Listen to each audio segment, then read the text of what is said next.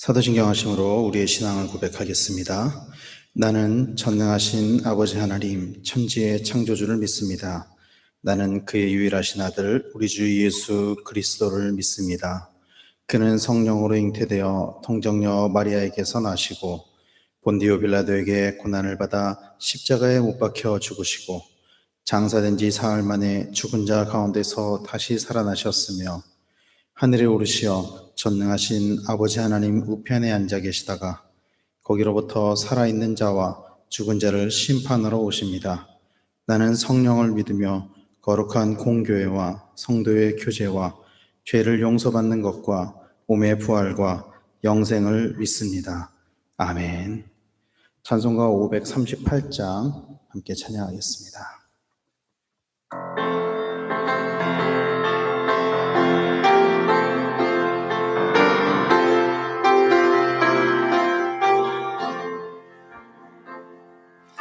죄짐을 지고서 고나고는 내 마음속에 주 영접하며 새 사람 되기를 원하거든 내 구주를 영접하라. 의심을 다 버리고 구주를 영접하라. 마음은 다 열어놓고 내 구주를 영접하라. 정결케 되기를 원하거든 내 마음속에 주 영접하며 생명수 마시기 원하거든 내 구주를 영접하라.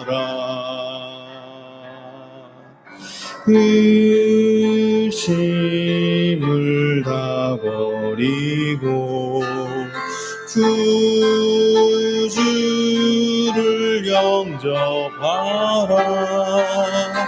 마음은 다 열어놓고 내 구주를 영접하라. 진실한 친구를 원하거든 내 마음속에 주 영접하며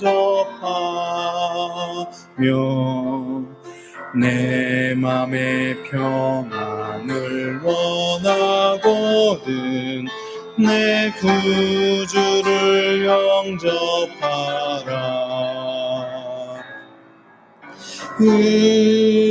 의심을 다 버리고 구주를 영접하라. 마음은 다 열어놓고 구주를 영접하라. 즐거운 찬송을 하려거든 내 마음속에 주 영접하며 평안한 복지에 가려거든 내 구주를 영접하라.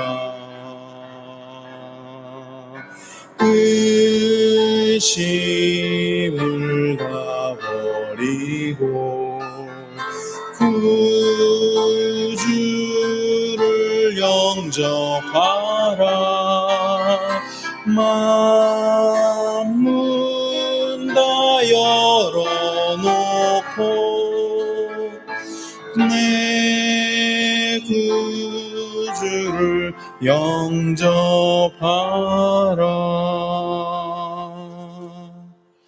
아멘. 오늘 함께 나눌 하나님 말씀은 여호수아서 5장 2절부터 9절 말씀입니다.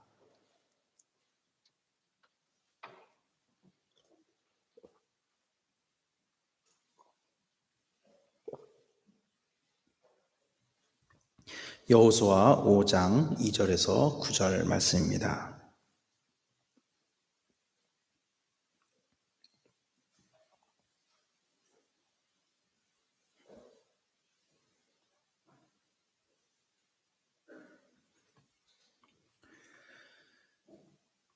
함께 봉독하도록 하겠습니다. 그때 여호와께서 여호수아에게 이르시되 너는 부싯돌로 칼을 만들어 이스라엘 자손들에게 다시 할례를 행하라 하시매 여호수아가 부싯돌로 칼을 만들어 할례 산에서 이스라엘 자손들에게 할례를 행하니라. 여호수아가 할례를 시행한 까닭은 이것이니 애굽에서 나온 모든 백성 중 남자 곧 모든 군사는 애굽에서 나온 후 광야 길에서 죽었는데 그 낳은 백성은 다 할례를 받았으나 다만 애굽에서 나온 후 광야 길에서 난 자는 할례를 받지 못하였음이라. 이스라엘 자손들이 여호와의 음성을 청종하지 아니하므로 여호와께서 그들에게 대하여 맹세하사 그들의 조상들에게 맹세하신 우리에게 주리라고 하신 땅 곧 젖과 꿀이 흐르는 땅을 그들이 보지 못하게 하리라 하시매 애굽에서 나온 족속 곧 군사들이 다 멸절하기까지 40년 동안을 광야에서 헤매었더니 그들의 대를 잇게 하신 이 자손에게 여호수아가 할례를 행하였으니 길에서는 그들에게 할례를 행하지 못하였으므로 할례 없는 자가 되었음이더라. 또 그 모든 백성에게 할례 행하기를 마침에 백성이 진중 각 처소에 머물며 낫기를 기다릴 때에 여호와께서 여호수아에게 이르시되 내가 오늘 애굽의 수치를 너희에게서 떠나가게 하였다 하였으므로 그곳 이름을 오늘까지 길갈이라 하느니라. 아멘. 인생은 무엇과 같다. 이런 비유를 많이 들어보셨을 거예요. 우리가 또 그렇게 얘기하기도 하죠. 얘기하다 보면 야, 인생은 마치 뭐와 같아. 인생은 마치 뭐와 같아. 인생은 어떤 것 같아. 그렇게 이야기들을 하죠. 근데 사실 사람들의 인생이 다 같지가 않아요. 다 다릅니다. 똑같은 인생은 한 명도 없죠. 모두가 다 다른 인생을 살아가지만 사람들은 그 각자 다른 인생에서 일어나는 그 공통점을 발견하고 그것과 가장 유사한 것으로 인생을 비유하곤 합니다. 인생은 무엇이다. 그리고 그것을 글로 쓰기도 하고요. 또 혹은 영화로 제작한다거나 그렇게 하기도 하지요. 성경에는 우리의 인생이 어떤 것인가에 대해서 많은 부분에서 보여주고 있습니다.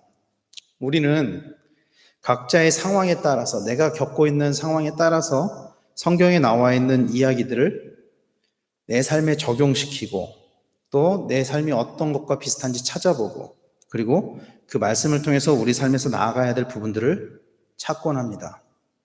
그래서 예를 들면 지금 나의 상황이 다윗과 같아. 마치 사울에게 쫓기는 다윗과 같아. 라든가 이렇게 성경을 통해서 비유하기도 한다는 거죠. 그런데 성경에 나와 있는 수많은 이야기들 중에 각자의 삶이 다 다르기 때문에 성경에서 어떤 것이 나의 삶과 비슷한 상황인지 다 다르겠지만 그런데 그 수많은 이야기들 중에 그리스도인이라면 예수님을 믿는 사람이라면 누구에게나 적용되는 삶과 구원에 관한 이야기가 있습니다. 성경에. 그것이 바로 출애굽입니다. 출애굽. 출애굽은 예수 그리스도의 구속사를 예표하기도 하고요. 또 본향집인 하나님 나라를 향해 가는 우리의 인생을 보여주기도 합니다. 오늘 우리가 읽은 말씀은 이 출애굽의 가장 마지막 부분에 다다른 장면이죠. 정확히는 출애굽은 이미 되었고 이 하나님의 그 가나안에 그 들어가게 하기 위한 그 역사의 마지막 부분에 다다른 장면입니다. 우리가 잘 알고 있는 것처럼 출애굽에서 가나안에 이르기까지 40년의 시간이 걸렸습니다. 사실 지리적으로 보면은 애굽과 가나안이 40년이 걸릴 거리가 아니라는 것을 누구나 다 압니다. 누구나 다 알아요. 불과 몇 주면은 갈 수 있는 거리라는 것을. 그런데 40년이 걸린 이유는 하나님 앞에서 이스라엘 백성들이 죄를 범했기 때문이었고 그 결과로 출애굽 1세대의 성인 남성들은 여호수아와 갈렙을 제외하고는 모두가 다 가나안 땅에 들어가기 전에 죽게 되었죠. 그들은 이스라엘 백성을 향한 하나님의 계획을 온전하게 신뢰하지 못했기 때문에, 또 하나님 앞에 불평했고 원래의 자리로 돌아가기를 원했기 때문에 가나안으로 들어갈 수가 없었습니다. 그런데 그럼에도 불구하고 하나님은 이스라엘 백성들을 반드시 가나안으로 데리고 가야만 했었어요. 그렇게 말 안 듣고 불평하는 이스라엘 백성이었지만 그 세대를 다 죽이고 다음 세대를 데리고서라도 반드시 가나안에 들어가야만 했었다라는 것입니다. 왜냐하면 그것이 아브라함과 이삭과 야곱과 하나님이 맺은 언약, 약속이었기 때문이에요. 창세기에 보면은 하나님이 아브라함과 언약을 맺는 장면이 나오죠. 하나님은 아브라함을 통해 이스라엘 백성 네 자손의 수가 많아질 것이다. 또 내가 너에게 이 땅을 주겠다. 가나안 땅을 주겠다. 네가 보는 그 모든 것이 네 땅이 될 것이다. 그렇게 약속하셨습니다. 사랑하는 성도 여러분, 신실하신 하나님은 반드시 약속을 지키시는 분이라는 것을 믿으시기를 축원합니다. 가나안에 들어가기 위해 이스라엘 백성들은 두 가지의 관문을 넘어야만 했었습니다. 다 왔는데 마지막 두 가지의 관문이 있었어요. 첫 번째 관문은 요단강이었습니다. 요단강을 넘어야 했습니다. 이 요단강이 왜 관문이었냐 하면요, 사실 평상시에 요단강은 성지순례를 다녀오신 분들도 계시고 또 굳이 성지순례를 저처럼 가보지 못했더라도 사진으로 요단강을 혹은 영상으로 요단강을 보면은요, 평상시에 요단강은 그냥 작은 시냇가예요. 건너기 그렇게 어려운 강은 아닙니다. 그런데 이스라엘 백성들이 요단강을 건널 그때는 1년 중에 물이 가장 많은 때였습니다. 그래서 여호수아 3장 15절에는 이렇게 이야기를 해요. 요단이 곡식 거두는 시기에는 항상 언덕에 넘치더라. 곡식 거두는 시기에는 항상 언덕에 넘치더라. 물이 넘쳤다라는 거예요.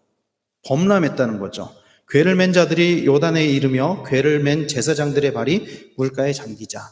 그러니까 물이 막 넘치는, 물살도 빠르고 물의 양도 많고 당연히 깊이도 깊었겠죠. 그때에 궤를 맨 자들이, 그 제사장들이 물가에 발을 담궜다라고 이야기를 하고 있는 거죠. 하나님께서는 홍해를 멈추셨듯이 요단강 또한 가장 물이 많은 때 건너가게 하셨어요. 다른 때 건너가면 너무나도 쉬웠겠죠. 그러나 하나님은 가장 물이 많은 때 요단강을 건너가게 하셨습니다. 그 강물을 멈추게 하면서까지. 요즘 말로 하면 하나님의 존재감을 나타내신 것이죠. 그리고 맞닥뜨린 두 번째 관문이 여리고성이었습니다. 이스라엘 백성은 선택했어야만 했을 거예요. 요단강을 건너면 이제 다시 뒤는 없습니다. 뒤는 강이죠. 앞으로 가야만 했습니다. 그리고 두 번째 관문을 딱 맞닥뜨린 거예요. 당시 여리고성은 가나안의 관문이기도 했고 풍요가 넘치는 곳이었습니다. 민수기 13장에 보면은 이스라엘 백성이 가나안을 정탐하는 장면이 나오죠. 그때 이스라엘 백성들은 하나님의 계획을 신뢰하지 못했고 오히려 정탐을 다녀와서 모세와 아론을 원망하는 장면이 나옵니다. 애굽에 닥친 10가지의 재앙을 받습니다. 그들이. 그리고 홍해가 갈라지는 것도 봤습니다.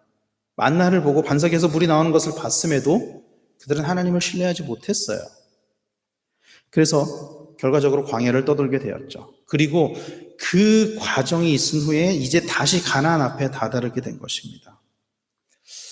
생각을 해보면은요, 전술적인 측면에서 보면은 가나안 사람들은 이미 이스라엘 민족이 가나안 땅으로 들어온다는 것을 알고 있었던 것 같아요. 말씀해 보면은. 그래서 그들을 보면서 떨었던 것 같습니다. 2장 마지막 절에 보면은 여리고를 정탐한 병사들이 여호수아에게 이렇게 보고를 하거든요. 또 여호수아에게 이르되 진실로 여호와께서 그 온 땅을 우리 손에 주셨으므로 그 땅의 모든 주민이 우리 앞에서 간담이 녹더이다 하더라. 그러니까 무슨 얘기냐면은 이스라엘의 신인 하나님이 하신 일들을 그들도 소문으로 들었던 것 같습니다. 라합이 그런 얘기를 하잖아요. 그래서 그들이 이스라엘 백성을 두려워했던 것 같습니다. 그리고 이스라엘 백성들은 기세등등하게 요단강을 넘었어요. 이때 전술적으로 가장 필요한 게 뭘까요? 아마 속도였을 것입니다. 속도. 두려워하는 적을 향해서 바로 직진해서 그들을 쳐부셔야 하는 거죠. 요단강을 멈추시게 하는 하나님을 믿고 가서 점령하기만 하면 됩니다. 그때 하나님은 이스라엘 백성에게 할 일을 명하신 거예요. 그 시점에, 그 묘한 시점에. 이스라엘의 가나안 정벌이 성경을 기초로 한 연대로 계산을 해보면요, 대략 기원전 1400년경입니다. 기원전 1400년경. 우리나라에서 알에서 사람이 태어나기도 전입니다. 이때는 한참 전이죠. 문화적으로 보면은 청동기 시대에도 들어가기 전, 아마도 뭐 신석기 시대쯤 됐을 것 같아요. 그래서 여호수아서 5장 2절에서도 뭐라고 이야기를 하냐면요, 그때 여호와께서 여호수아에게 이르시되 너는 부싯돌로 칼을 만들어 이스라엘 자손들에게 다시 할례를 행하라, 이렇게 말씀을 하세요. 부싯돌로 칼을 만들어, 돌로 칼을 만들었다는 거예요. 돌칼을 만들었다는 거죠. 보세요. 돌로 만든 칼로 뭐 오늘날처럼 마취를 하고 수술하는 것도 아니고, 또 아주 날카로운 그 메스를 가지고 수술하는 것도 아니에요. 돌로 만든 칼로 그 살을 찢어내는 것, 그리고 그 하나의 돌칼을 가지고 여러 명이 그 감염 속에서 수술을 한다는 것은요, 사실은 전쟁을 앞두고 있는 백성에게는 도저히 받아들일 수가 없는 것이죠. 이거는 도저히 받아들일 수가 없는 거예요. 바로 가서 점령하기만 하면 되는데, 그들이 두려워하고 있는데, 정탐꾼이 이미 와서 그런 보고를 했는데, 현대화된 수술하는 요즘에도 며칠씩 온전하게 몸을 가두기가 힘든데, 당시에는 아마도 오랜 시간 전투력을 상실했을 거예요. 오랜 시간 전투력을 움직이지를 아예 못했을 거예요. 뭐 마취를 하는 것도 아니었으니까요. 죽는 사람도 많았을지도 모릅니다. 창세기에 야곱의 아들들이 누이 디나의 그 사건을 계기로 세겜을 죽일 때, 그것을 쉽게 그들을 죽일 수 있었던 이유가 할례였잖아요. 그들에게 할례를 받게 하고 그들이 움직이지 못할 때 그들을 죽이거든요, 가서. 만약 여리고성의 백성들이 할례를 받은 이스라엘 그 백성을 공격한다면 아마도 이스라엘 백성들은 전멸했을 것입니다. 아무리 두려워하는 그 가나안의 사람들이라도 할례 받은 이스라엘 백성들을 반드시 이길 수 있었을 거예요. 근데 그럼에도 불구하고 이스라엘 백성들은 하나님의 명령에 따라 할례를 받았다는 것이죠. 그런 위험을 감수하고라도 그들이 할례를 받은 이유는 무엇일까요? 첫 번째는 광야에서 먹이시고 입히시고 요단강을 건너게 하신 하나님에 대한 신뢰일 것입니다. 40년 동안 하나님이 먹이신 것을, 입히신 것을 보았다라는 것이죠. 이것을 우리는 믿음이라고 이야기를 합니다. 믿음. 사랑하는 성도 여러분, 진정한 믿음은요, 그래서 상황에 따라 바뀌는 게 아니에요. 상황에 따라 바뀌는 것이 아닙니다. 평상시에는 하나님을 믿다가 어려움이 닥쳐올 때 하나님을 의심하는 것은 믿음이 아닙니다. 그거는 믿음이라고 할 수가 없습니다. 100%가 아닌 믿음을 우리는 믿음이라고 할 수 없을 것입니다. 우리 마음 가운데 조금이라도 의심이 있다면 그것은 온전한 믿음이 되지 못할 것입니다. 두 번째는 하나님을 향한 이스라엘 백성의 언약 이행입니다. 하나님이 처음에 아브라함과 언약을 맺을 때 하나님이 아브라함에게 요구하셨던 것, 할례였습니다. 오늘날의 세례와 같은 그 할례를 통해서 그들은 하나님과의 언약을 이행했고 비로소 온전한 하나님의 백성이 되었습니다. 그래서 신약 시대 그 신약 성경을 보면은 초대교회에서 그 이방인들의 할례에 관한 논쟁이 계속 나와요. 이게 왜 그러냐면 하나님과 이스라엘 백성의 언약 안에, 그러니까 하나님이 이스라엘 백성에게 직접 요구하신 것이었기 때문이죠. 계속 나왔다라는 거예요. 어쨌든 이 당시에 그 이스라엘 백성들은 그 하나님께서 명령하신 것, 그 아브라함과의 언약을 신뢰했기 때문에 할례를 받았다라는 것입니다. 사랑하는 성도 여러분, 우리는 인생을 살면서 때로는 알 수 없는 어려움을 당하기도 합니다. 늘 좋은 것만은 아니에요. 때로는 광야를 건너기도 하고요. 때로는 어려움을 당할 때도 있습니다. 우리 입술로는 모든 인생을 하나님의 주권에 맡긴다라고 고백하면서도 우리는 하나님을 신뢰하지 못할 때가 참 많이 있습니다. 그런데 분명한 사실은 지금도 여전히 하나님은 살아계시고 우리의 삶을 인도하시기를 원하신다라는 것입니다. 모든 상황 속에서 우리에게 하나님께서 요구하시는 것은요, 모든 상황 속에서 우리의 상황이 어떤 상황이든 간에 하나님께서 우리에게 요구하시는 것은 우리가 하나님의 백성, 하나님의 자녀가 되는 거예요. 많은 봉사를 많이 하고 하나님 앞에 헌신을 많이 하고 헌금을 많이 내고 이런 거 다 필요하지만 하나님께서 진정으로 우리에게 요구하시는 것은 우리가 하나님의 백성이 되는 거예요. 우리가 하나님의 자녀가 되는 거예요. 이게 정말로 하나님이 우리에게 요구하시는 거예요. 그건 우리의 상황과 상관없어요. 너는 어려우니까, 혹은 너는 지금 아주 평안한 상태니까, 이런 것과 상관없이 하나님은 우리가 어떤 상황과 관계없이 하나님의 백성이 되기를 원하신다는 것입니다. 전적으로 하나님을 신뢰하고 하나님과의 언약을 이루어갈 때 하나님은 반드시 우리를 가나안으로 인도해 주실 것입니다. 그것을 위해서 우리는 온전하게 하나님을 신뢰해야만 합니다. 하나님께서 어떤 방법으로, 하나님의 방법으로 우리의 삶을 통해 이루실 것들을 우리는 신뢰해야만 한다는 거예요. 때로는 하나님이 우리에게 요단강을 건너게 하실 때도 있고, 때로는 우리에게 할 일을 명하실 때도 있고, 때로는 우리에게 말도 안 되는 방법으로 여리고성을 뱅뱅뱅뱅 돌라고 할 때도 있지만, 그러나 우리에게 필요한 것은 전적으로 우리의 삶을 통해 역사를 이루시는 그 하나님을 신뢰하는 것, 그리고 그 하나님을 믿음으로 고백하는 것, 우리 그런 성도들이 다 되시기를 축복합니다. 모든 것을 하나님께 맡기고 우리는 오직 하나님이 우리에게 원하시는 것에 초점을 맞추며 살아가시기를 바랍니다. 그래서 모든 삶 가운데 하나님의 역사와 능력이 나타나는 성도님들이 되시기를 바랍니다. 우리의 삶을 온전히 하나님께 맡겨드리고 하나님의 명령에 순종함으로 나아갈 때 하나님께서는 반드시 우리의 삶을 통해서 역사를 이루실 것입니다. 이스라엘 백성들이 할례를 받고 전투력이 상실했지만 그렇다고 그들이 망하지 않았어요. 오히려 그들이 순종할 때 가나안 땅은 그들의 차지가 되었다는 것을 우리는 기억해야만 합니다. 다들 어렵다고 합니다. 근데 어떤 상황에서든지 어떤 환경에서든지 우리는 우리의 삶을 통해서 일을 이루시는 하나님을 기억해야만 합니다. 그리고 오직 우리는 하나님의 자녀로, 하나님의 백성으로 바로 서야 될 줄로 믿습니다. 그렇게 날마다 하나님과 동행하며 또 하나님의 인도하심을 받는 우리 성도님들 다 되시기를 축원합니다. 오늘 하루의 삶 가운데 또 우리의 모든 인생 가운데 그렇게 하나님의 인도하심을 구하고 하나님의 뜻대로 살아가시는 우리 성도님들 다 되시기를 예수 그리스도 이름으로 간절히 축원합니다. 기도하겠습니다.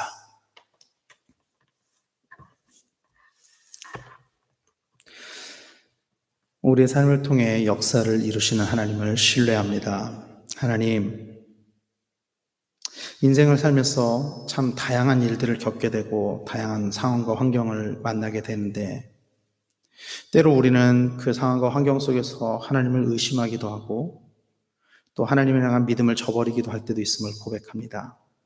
그러나 오늘도 여전히 살아계셔서 우리를 붙잡아 주시고 우리와 동행하기를 원하시는 그 하나님을 온전히 신뢰함으로 우리의 삶이 날마다 하나님의 뜻대로 또 하나님의 역사가 이루어지는 삶이 되기를 소원하오니 우리 안에 하나님 그만한 믿음을 허락해 주시고 믿음 가운데 우리에게 주어진 상황과 환경을 잘 이겨낼 수 있도록 하나님 인도하여 주시옵소서. 우리 귀한 성도님들 그렇게 하나님과 동행하며 살아갈 때 하나님 저들의 삶 가운데 하나님의 역사를 구체적으로 나타내 주시고 하나님의 살아계심을 눈으로 볼 수 있도록 하나님 함께하여 주시옵소서. 오늘 하루의 삶이 우리의 모든 인생이 그렇게 하나님과 동행하는 삶이 되기를 소원합니다. 하나님, 우리 가운데 좌정하여 주시고 우리의 주인이 되어 주시고 우리와 동행하여 주시고 우리의 삶을 통해서 크신 일을 이루어 주시옵소서. 하나님께서 하실 모든 일들을 기대하고 소망하며 예수 그리스도 이름으로 기도하였습니다. 아멘. 하늘에 계신 우리 아버지의 이름을 거룩하게 하시며 아버지의 나라가 오게 하시며 아버지의 뜻이 하늘에서와 같이 땅에서도 이루어지게 하소서. 오늘 우리에게 일용할 양식을 주시고 우리가 우리에게 잘못한 사람을 용서하여 준 것 같이 우리 죄를 용서하여 주시고 우리를 시험에 빠지지 않게 하시고 악에서 구하소서. 나라와 권능과 영광이 영원히 아버지의 것입니다. 아멘.